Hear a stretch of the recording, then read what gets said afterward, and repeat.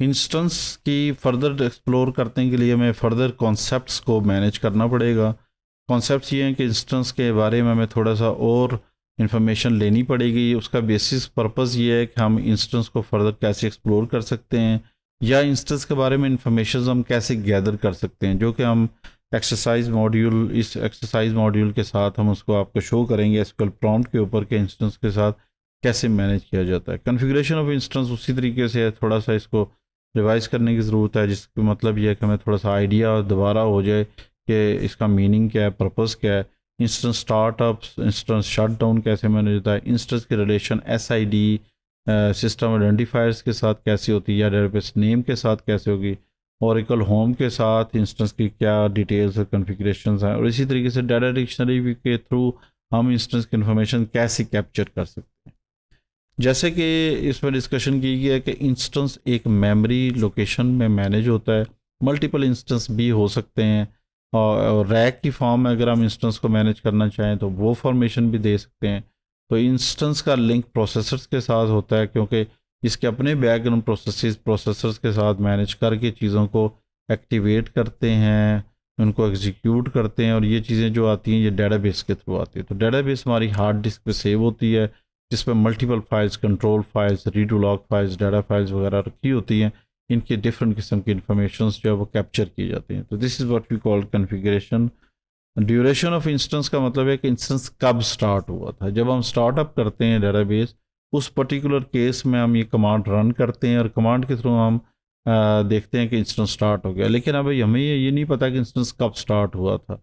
बाज़ दफ़ा डीबीए को इस तरह की इन्फॉर्मेशन चाहिए होती हैं, जो कि हम डाटा डिक्शनरी व्यूज़ के थ्रू हम ये इन्फॉर्मेशन ले सकते हैं, और वो प्रैक्टिकली हम देख सकते हैं कि इंस्टेंस की स्टार्टअप क्या है।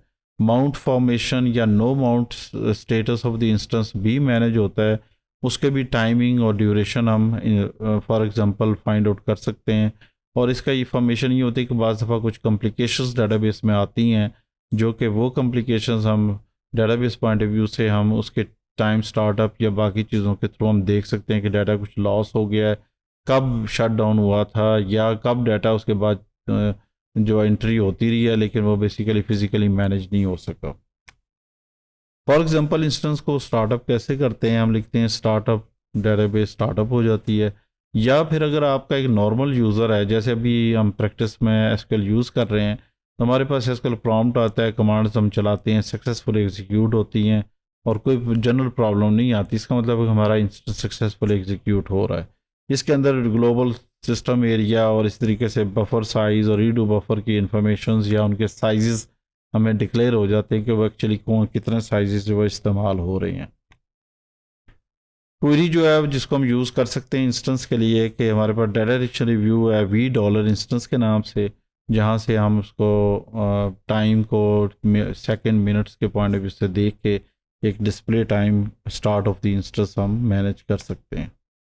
तो बेसिकली शट डाउन और स्टार्टअप जब हम करते हैं, इसका मतलब है कि इंस्टेंस को हम मैनेज कर रहे हैं, या उसका करंट टाइम हम निकाल सकते हैं। तो हम सबसे पहले शट डाउन इमीडिएट करते हैं एज़ यूजुअल, उसके बाद डेटाबेस को स्टार्टअप करते हैं, और फिर हम ये क्वेरी रन करते हैं। हमें पता लगता है कि इस पर्टिकुलर डेट और टाइम पे हमने इंस्टेंस को स्टार्ट किया है।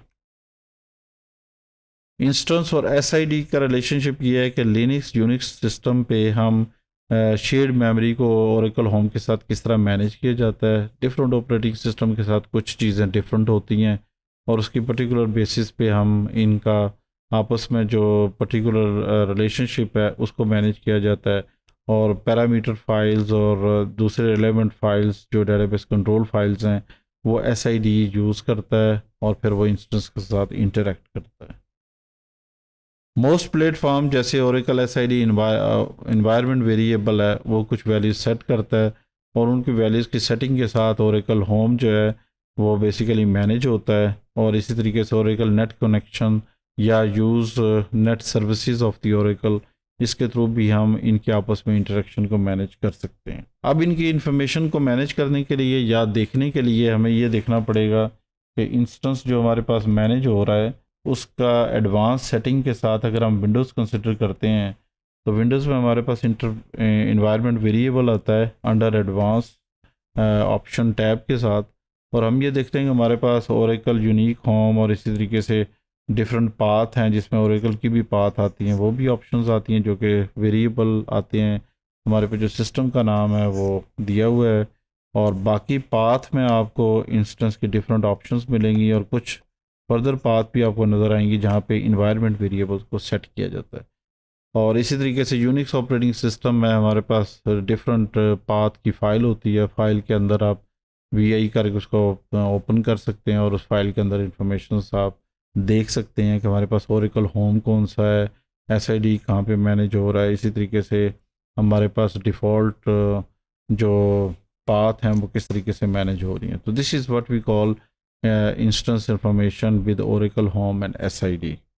इसी तरीके से हमने $V इंस्टेंस इस्तेमाल किया, जिसे हम देख सकते हैं कि कौन सी मशीन पे कौन से इंस्टेंस का नाम मेंशन है या एसआईडी है उसका, और उसका स्टार्ट टाइम कौन सा है। तो ये पर्टिकुलरली कमांड जो है वो DBA पर्टिकुलर टाइम में वो यूज़ कर रहा होता है, और ये टाइम टू टाइम उसको ये चीज़ें चाहिए होती हैं for various kind of task और इंफॉर्मेशन को कैप्चर करने के लिए। हमारे पास $V इंस्टेंस एक डाटा डिक्शनरी व्यू है, जिसके थ्रू हम देखते हैं कि हमारे पास स्टार्टअप टाइम ऑफ इंस्टेंस क्या है। तो लास्ट टाइम जब ये इंस्टेंस स्टार्ट हुआ था कौन सी डेट थी और कौन सा टाइम था।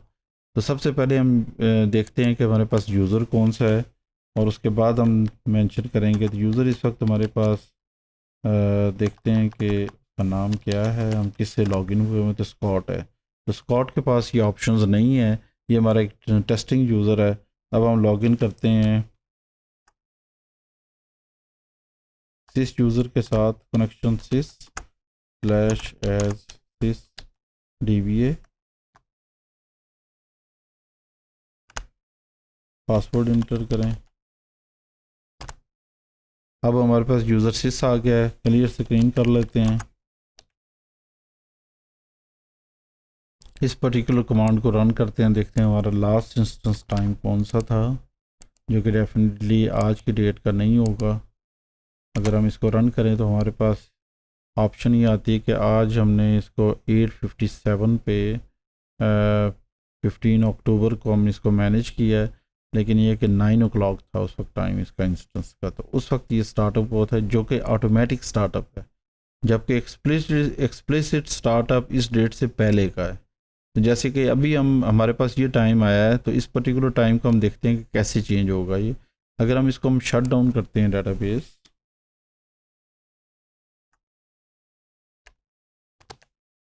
और हम स्टार्टअप इंस्टेंस दोबारा करते हैं, यानी स्टार्टअप डेटाबेस दोबारा करते हैं, और देखते हैं कि उसके बाद फिर टाइम क्या है।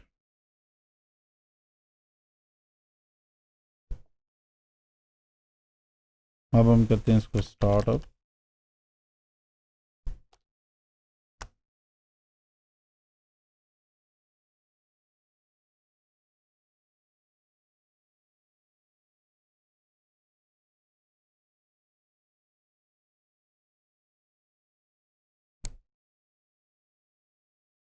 थोड़ा सा वेट करना होगा इसमें क्योंकि थोड़ा सर्वर टाइम लेता है। अब हम इस कमांड को दोबारा रन करते हैं, अब हम देखते हैं कि हमारे पास क्या टाइम आ रहा है और इंस्टेंस की पर्टिकुलर इन्फॉर्मेशन चेंज कैसे हुई हैं। अब आप ये देखें कि हमारे पास पहले टाइम था 8:57, अराउंड 9:15 को आज की डेट है, और इसी तरीके से अब हमारे पास है 12:43। तो ये वो टाइम है जब इंस्टेंस स्टार्ट हुआ है। इसी तरीके से इंस्टेंस की कुछ फर्दर इंफॉर्मेशन अगर हम देखना चाहें तो हम ये कह सकते हैं जी कि हमारे पास और पर्टिकुलर इंफॉर्मेशन क्या अवेलेबल हैं। जैसे हमारे पास होस्ट नेम आप ले सकते हैं, स्टार्ट टाइम आपके पास आ जाएगा, लॉगिन्स आपको पता लग जाएगा कितने लॉगिन्स हुए हैं, डेटाबेस स्टेटस आपको मिल जाएगा। तो डिफरेंट किस्म की क्वेरीज आप बना सकते हैं। जैसे हमने एक सैम्पल क्वेरी बनाई है जिसमें होस्ट नेम भी हम लिखा हुआ है कि ये इंस्टेंस कौन से पर्टिकुलरली मशीन से चल रहा है, और इसी तरीके से इसके IP एड्रेसेस भी आप डिस्प्ले कर सकते हैं। जैसे हमारे पास ऑप्शन दी हुई है VTV स्टूडियो PC या ORCL है, तो ये हमारे पास कंप्यूटर का नाम है, IP एड्रेस भी डिस्प्ले हो सकता है। तो इस पर्टिकुलर मशीन के ऊपर या सर्वर के ऊपर हमारे पास जो इंस्टेंस है वो इस वक्त स्टार्ट हुआ है, और हमारे पास जो डेटाबेस नेम है वो उसका नाम है ORCL। तो इस वजह से जहाँ पे हमारे पास मल्टीपल सर्वर्स हों, मल्टीपल डेटाबेसेस हों, इस्तेमाल हो रही हों, तो वहाँ पे हम हर इंस्टेंस को मॉनिटर कर सकते हैं with the help of data dictionary views कि कौन सी मशीन पे कौन सा इंस्टेंस है, और इस तरीके से हम इसकी इंट्रक्शन और बाकी डिटेल्स जो हैं वो फाइंड आउट कर सकते हैं।